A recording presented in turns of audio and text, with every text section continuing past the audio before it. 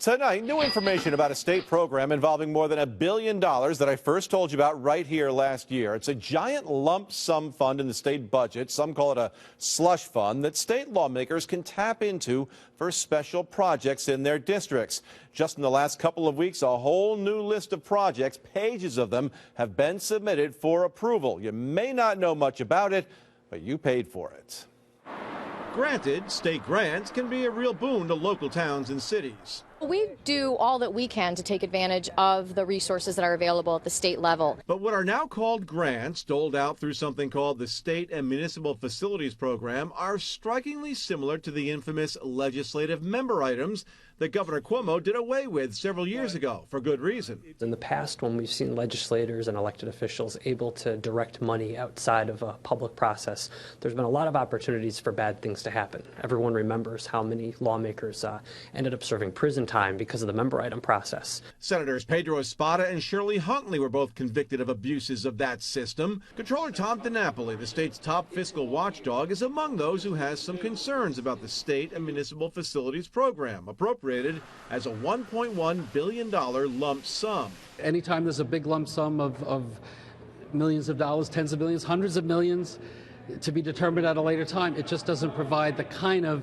information for the public to make any kind of serious judgment as to whether or not it's a worthy expenditure or not. This year, the Empire Center think tank managed to run the line item numbers on the grant program. It wasn't easy. It took 2.5 years for us to find out which lawmakers were directing the money to the individual projects. You tell me if that's a transparent process.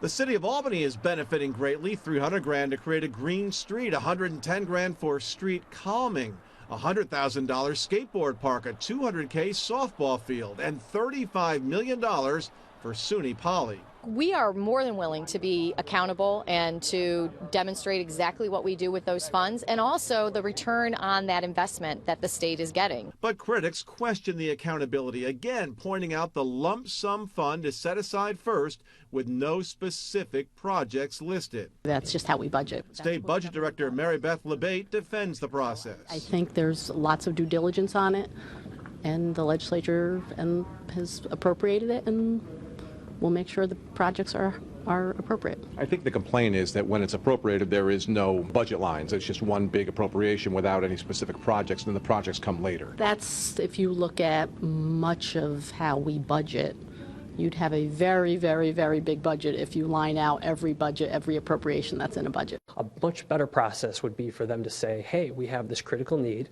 Let's create a transparent process where we're going to evaluate the need and award the money to fix the need on a case-by-case basis, instead of just letting individual lawmakers walk around and hand out big checks. Now, in these pages and pages of grants, there's a lot of them right here. There are at least 3 downstate dog parks and 2 bocce courts. The bocce courts alone are going to cost you $750,000. All these items are not listed in the state budget approved earlier this year, but are doled out by the parties in power now. Republicans in the Senate, Democrats in the Assembly.